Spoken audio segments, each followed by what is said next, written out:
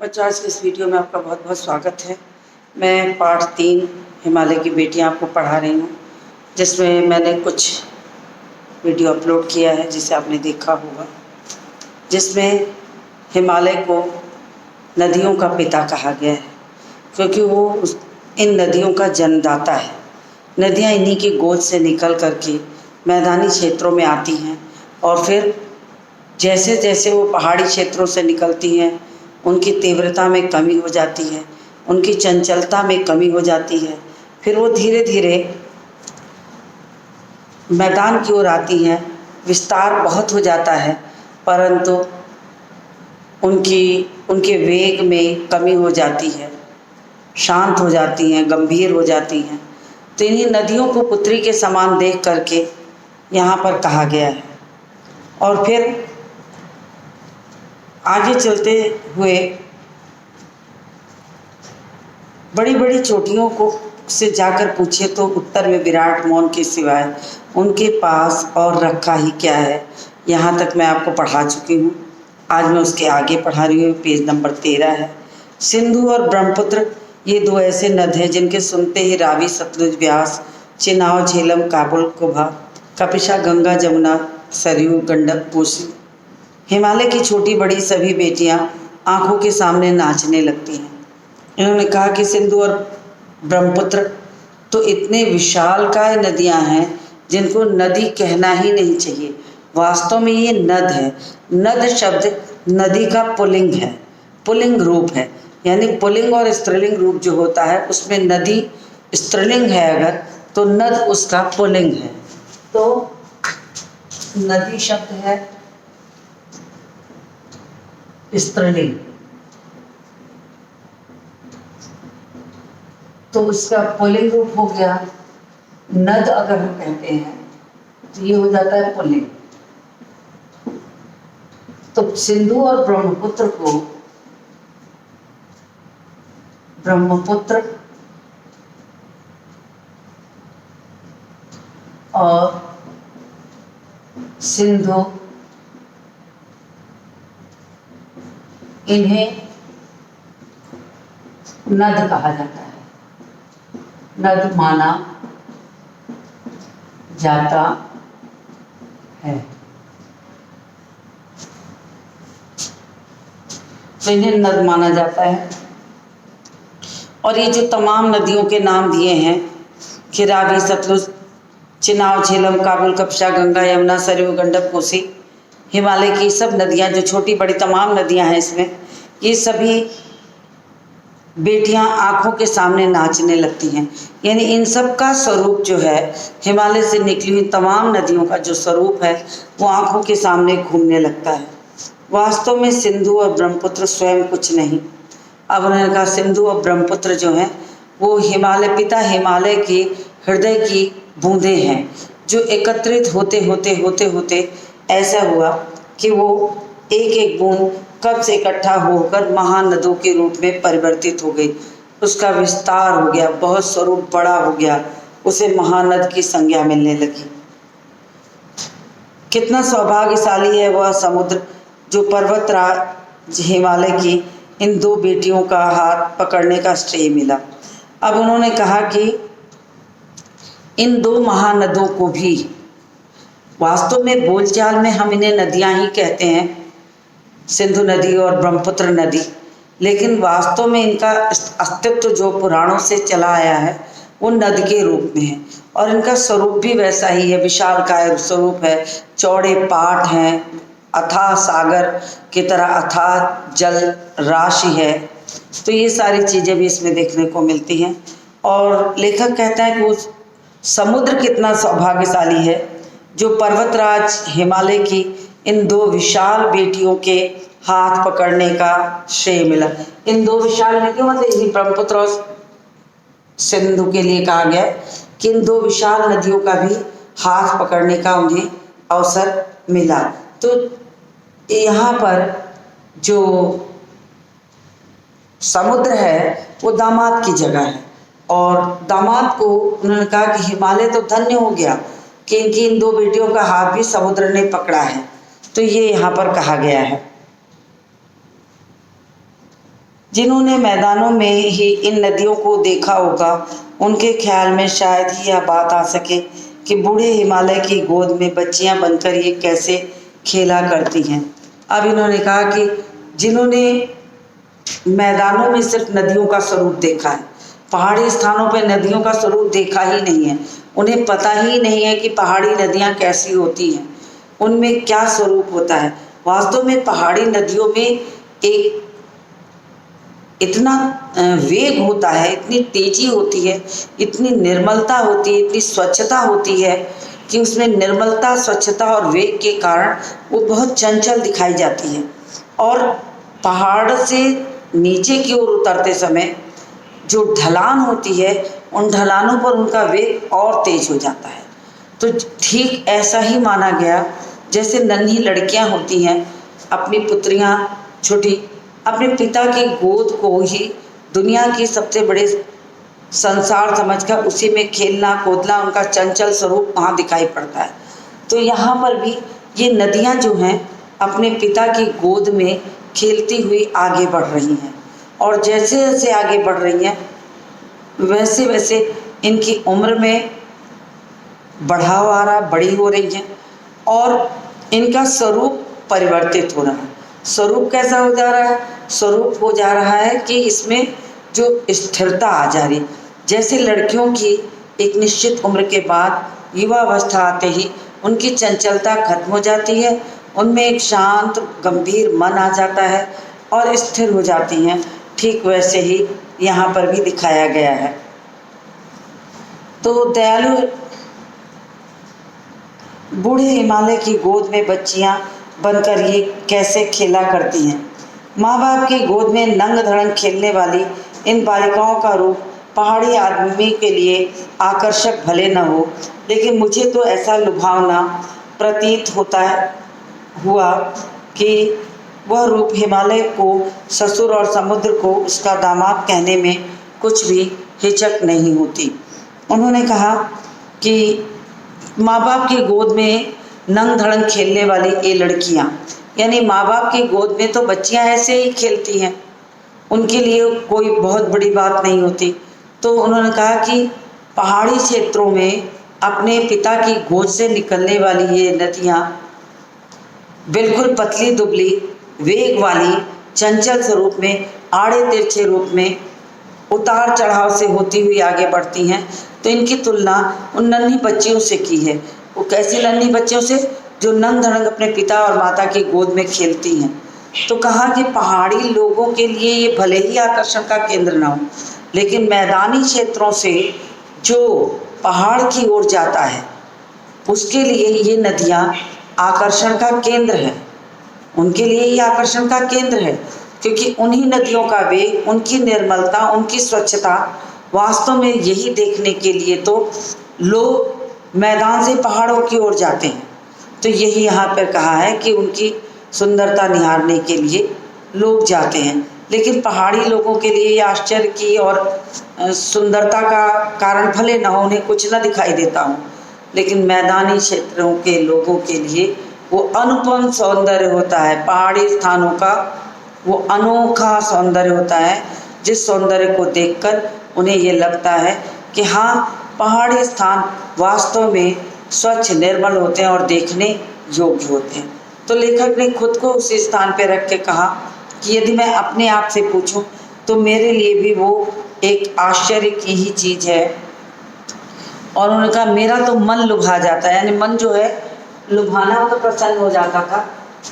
लुभाने के अर्थ में है खिंचाव होना या प्रसन्न होना।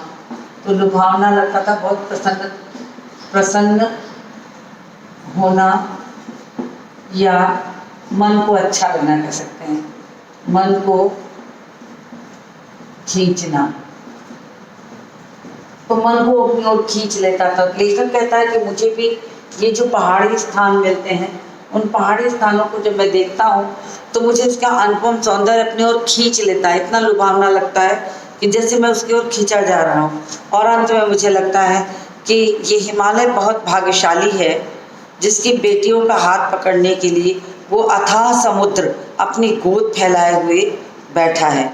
और हिमालय से निकलने वाली प्रत्येक नदियाँ पहाड़ी स्थानों को पार करते करते मैदानी क्षेत्रों में होते हुए जब जाती हैं तो उसी समुद्र में जाकर समा जाती हैं। तो इस यात्रा को यहाँ पर लेखक ने एक बेटी की यात्रा बताई है, हिमालय की बेटियों के रूप में। एक हिमालय की बेटियों की यात्रा है, जो बेटियां अपने पिता की गोद से निकलकर खेलती कूदती बड़ी होकर के मैदानी क्षेत्रों में अपनी युवावस्था में आते ही अपने पति की घर की ओर बढ़ने लगती हैं और धीरे धीरे जा कर के सागर में उनका अस्तित्व जो है बिल्कुल विलीन हो जाता है, समाप्त हो जाता है। तो ये कहा गया है। तो उन्होंने हिमालय को ससुर और समुद्र को दामाद कहने में हिचक नहीं हुई। हिमालय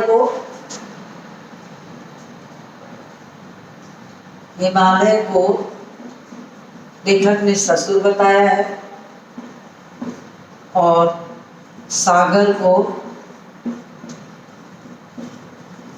दामाद कहा है। सागर को दामाद कहा है। तो ये कहा गया है कि इस तरह से देखा जाए तो इनका स्वरूप ऐसा होता है। कालिदास के विरही यक्ष ने अपने मेघदूत में कहा, वेत्रवती यानी बेतवा नदी को प्रेम का प्रतिदान देते जाना, तुम्हारी यह प्रेयसी तुम्हें पाकर अवश्य ही प्रसन्न होगी।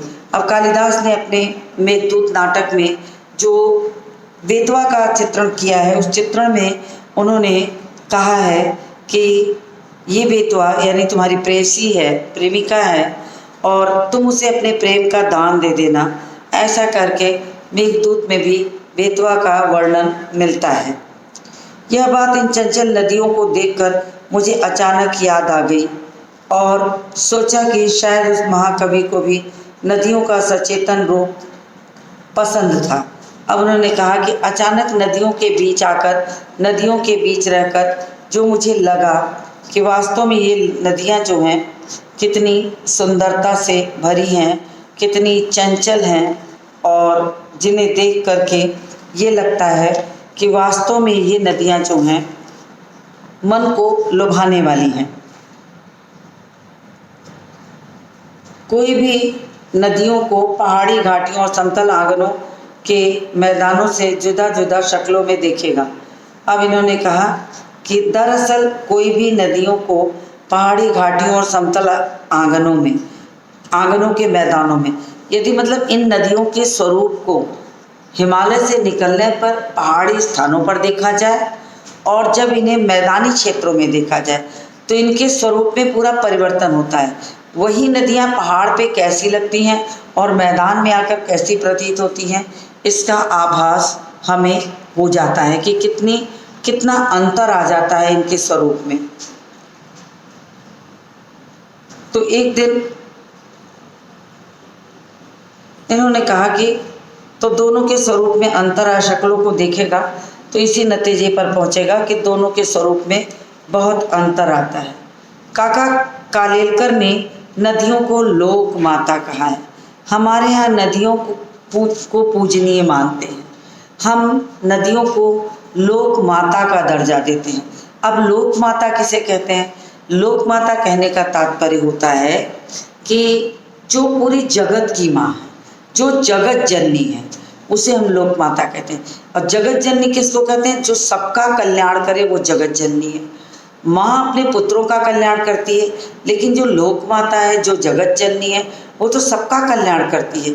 तो नदियाँ तो हमारे यहाँ सबका कल्याण करती हैं, तो हम लोक माता को जगत जननी का भी दर्जा दे सकते हैं। तो नदियों की हमारे यहाँ पूजा होती है और इसी कारण वो पूजनीय होती है, तो हम उसे जगत जननी का भी दर्जा दे देते हैं, जिससे लोग का कल्याण हो, जिससे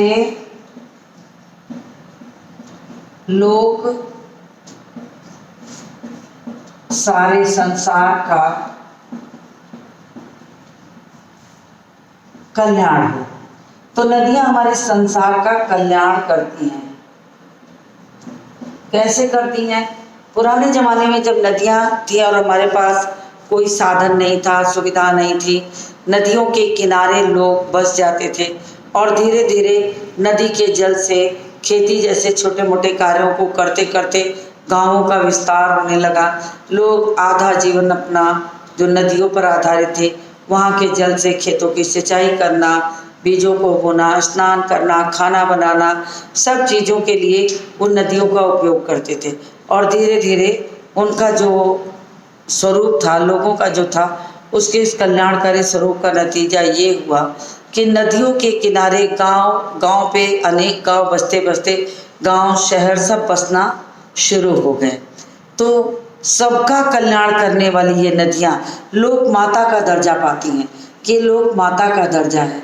तो लोक माता तभी हम इन्हें कहते हैं जो सबका कल्याण करे, वो लोक माता है, वो जगत जननी है। किंतु माता बनने से पहले यदि हम इन्हें बेटियों के रूप में देख लें तो क्या हर्ज है। अब लेखक ने कहा कि माता का दर्जा तो बात का है, हम इन्हें बेटियों के रूप में क्यों नहीं देखते।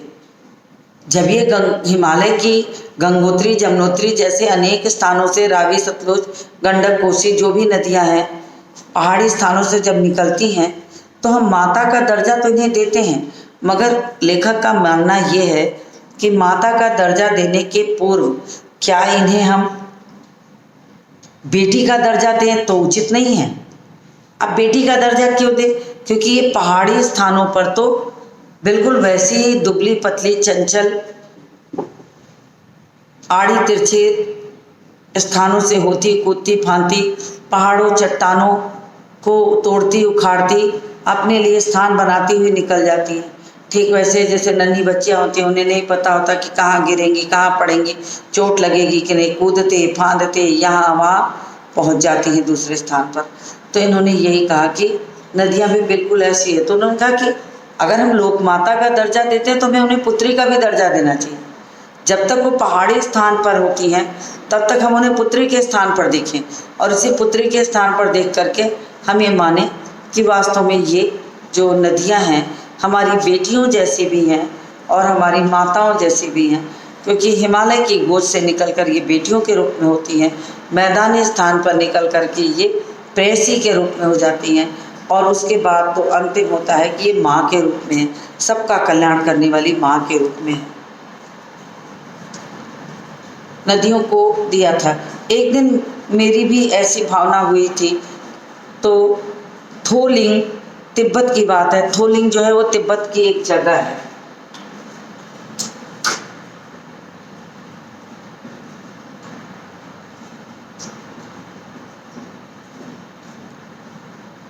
थोलिंग तिब्बत का एक स्थान। अब लेखक को याद आता है कि कभी उसे इस स्थान पर रहने का मौका मिला, तो उसने क्या किया कि, और उसका मन बहुत उदास था, बहुत उचटा हुआ था, कहीं नहीं लग रहा था। उचटा मतलब कहीं मन नहीं लग रहा था, अजीब सी बेचैनी थी, तबीयत ढीली थी।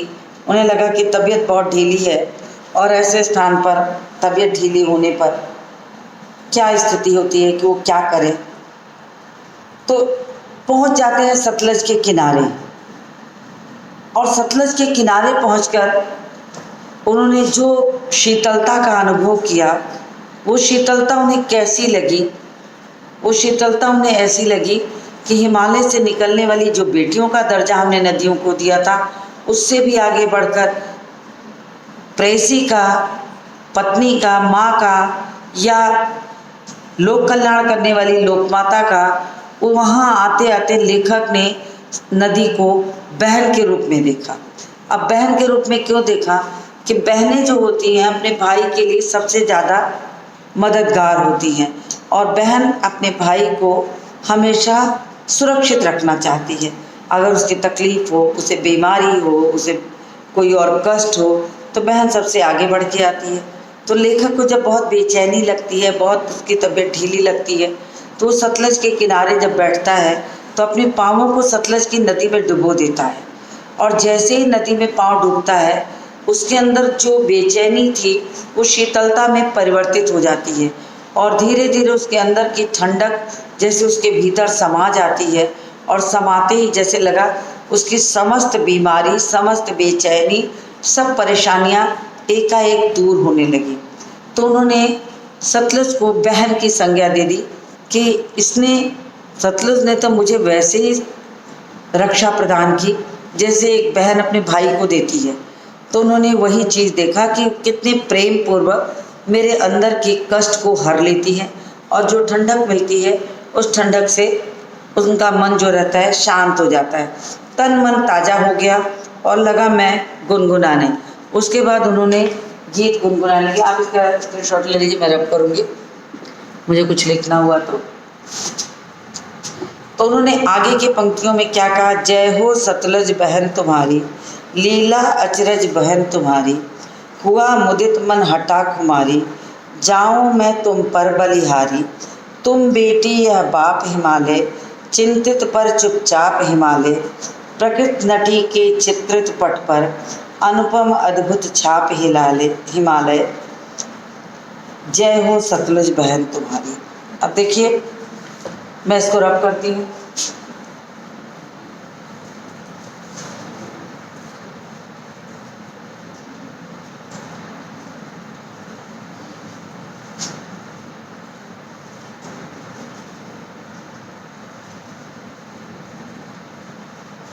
अब देखिए इसमें जो कविता की पंक्तियाँ लिखी हैं उन पंक्तियों को देखिए कि कितना अच्छे से अर्थ आ रहा है। जय हो सतलज बहन तुम्हारी, जय हो सतलज बहन तुम्हारी। जब लेखक को सतलज की शीतलता पाँव में लगती है, उसका तन मन ताज़ा हो जाता है, तो उसे लगता है कि बहन बनकर इसने तो मेरी रक्षा कर दी। लीला अचरज बहन तुम्हारी, तुम्हारी तो लीला, तुम्हारे क्रियाकलाप, लीला हुआ क्या, तुम्हारी लीला, लीला का मतलब क्रियाकलाप, लीला क्रियाकलाप। तो उन्होंने कहा कि लीला अचरज बहन तुम्हारी, अचरज मतलब आश्चर्य में डालने वाली, अचरज मतलब आश्चर्य, आश्चर्य में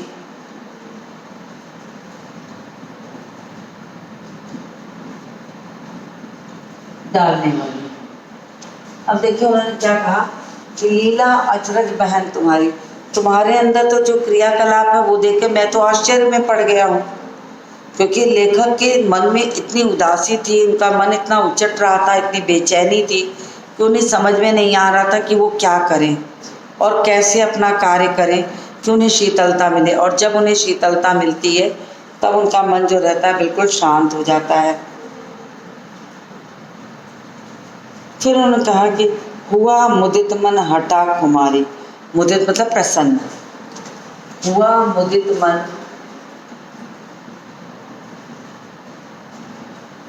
मन जो था एकदम मुदित हो गया, प्रसन्न हो गया। हटा खुमारी, और खुमारी जो बेचैनी, जो उनको उचाटपन था, मन बेचैन जो था, तो जो उनके अंदर खुमारी थी, जो बेचैनी थी, उन्हें समझ में नहीं आ रहा था कि क्या हो गया है, क्यों उनके भीतर इतनी बेचैनी है। उसको उन्होंने कहा कि हुआ मुदित मन, मेरा मन जो है वो प्रसन्न हो गया, और मेरे मन के अंदर जो बेचैनी थी, जो उचाट था, जो उचट गया था, वो जैसे अचानक हटा खुमारी, जो खुमारी थी वो हट गई। जाऊं मैं तुम पर बलिहारी, इसलिए मैं तो तुम पर न्यौछावर हूँ,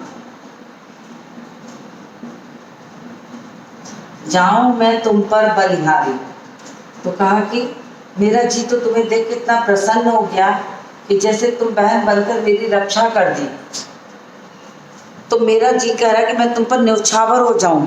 भाई कहता है कि तुमने बहन बनकर मेरी जिस तरीके से रक्षा की, मेरा मन प्रसन्न कर दिया, तो ये जी कह रहा है कि मैं तुम पर न्यौछावर हो जाऊं। तुम बेटी यह बाप हिमालय, तो सतलुज, तुम शब्द प्रयोग किया गया है सतलुज नदी के लिए। तुम बेटी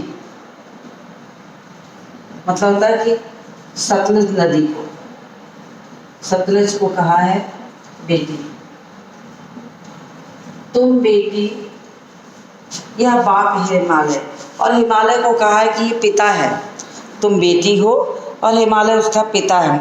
चिंतित पर चुपचाप हिमालय, और कोई भी पिता अपनी बेटियों के लिए उसको सिर्फ एक ही चिंता होती है कि उसकी बेटी को उतना ही प्यार करने वाला, उतना ही संरक्षण प्रदान करने वाला घर बर मिले, और उसे कुछ नहीं चाहिए होता है। तो वो चिंतित है कि जितना प्रेम मैं अपनी बेटियों को देता हूँ, क्या उतना ही प्रेम इसे अपने ससुराल जाकर के घर भर में मिलेगा। तो चिंतित है, जबकि उसे समुद्र जैसा दामाद मिला है, तो वो चिंतित है। चिंतित पर चुपचाप हिमालय, चिंतित है और बिल्कुल चुपचाप है। प्रकृति नटी के चित्रित पट पर, प्रकृति को नटी कहा है, प्रतिपल खेल दिखाने वाला, जो जादूगरनी होती है, जो जंगलों में नट एक प्रजाति है जो तार पर और विभिन्न प्रकार के खेल दिखाती है, वो नट प्रजाति है। तो कहा प्रकृति भी क्या है, नट की तरह है, नटी की तरह है, जिसके चित्रित पट पर जो ये हिमालय है वो कैसा दिखता है, अनुपम अद्भुत छाप हिमालय, अनोखा, अद्भुत और आश्चर्य में डालने वाला हिमालय ये दिखाई पड़ता है। जय हो सतलुज बहन तुम्हारी, इसलिए ये बहन सतलुज तुम्हारी जय जयकार मैं जितनी भी करूं उतनी कम है।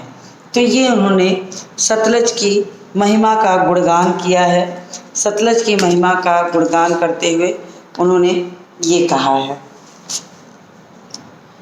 तो ये पाठ पूर्ण हुआ। अब इसके प्रश्नोत्तरों की बारी है। तो जितने इसमें कठिन शब्द आए थे वो भी मैंने बता दिए हैं, और उसी के साथ आपको प्रश्नोत्तर कराऊंगी। तो आप अपनी कॉपी किताब के साथ तैयार हो जाइए। मैं बोर्ड रब करूंगी और मैं इसके प्रश्नोत्तरों को लिखाऊंगी। पहले आपसे थोड़ी सी चर्चा करूंगी, फिर उसके बाद उत्तर को लिखवाऊंगी। तो आप भी अपनी कॉपी पे पाठ का नाम डाल दीजिए।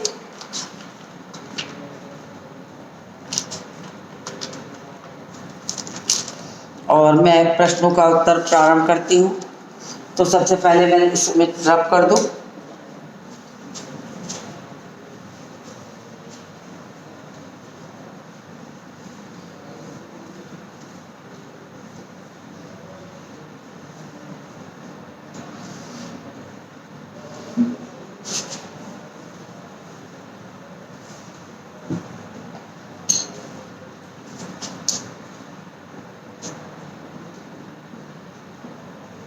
लेख से पहला प्रश्न है, नदियों को माँ मानने की परंपरा हमारे यहाँ काफ़ी पुरानी है, लेकिन लेखक नागार्जुन उन्हें और किन रूपों में देखते हैं। तो उन्होंने सब रूप में देखा है, बेटी के रूप में देखा है, बहन के रूप में देखा है, प्रेयसी के रूप में देखा है, तो अलग अलग रूपों में देखा है। तो इसका उत्तर मैं लिखवाने चल रही हूँ। आप अपनी कॉपी पे प्रश्न जो है वो अपनी कॉपी पर अपनी पुस्तक से लिख लीजिए। चलिए पहला प्रश्न मैं शुरू करती हूँ। तो मैं सिर्फ उत्तर नंबर 8 लिखूंगी, आप उसका प्रश्न जो है अपनी पुस्तक से लिखिए, और उसी के आधार पर मैं प्रश्न संख्या बस डालूंगी, आप उसको लिखते चलिए। लेखक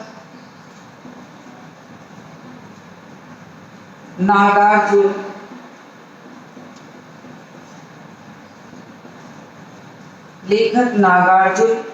ने नदियों को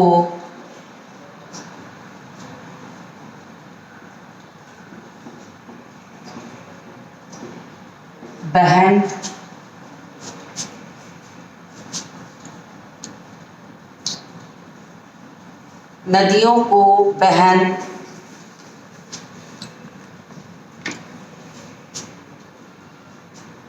बेटी,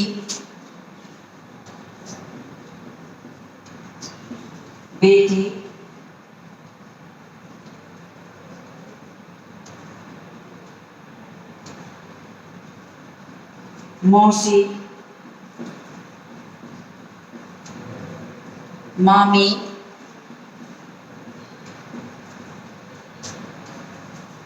और प्रेयसी, प्रेयसी मतलब होता प्रेमिका,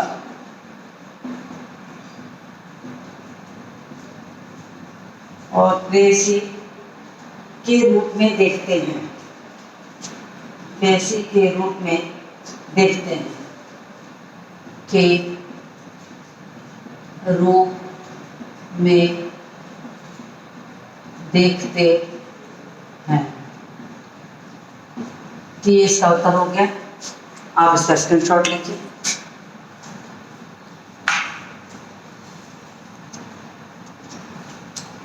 ठीक है, तो इस उत्तर को मैंने लिखवा दिया और इसके बाद के प्रश्नों को मैं अब अपने अगले वीडियो में दिखाऊंगी। तो आज के इस वीडियो को मैं यहीं समाप्त करती हूँ और मिलती हूँ आपसे अगले वीडियो में।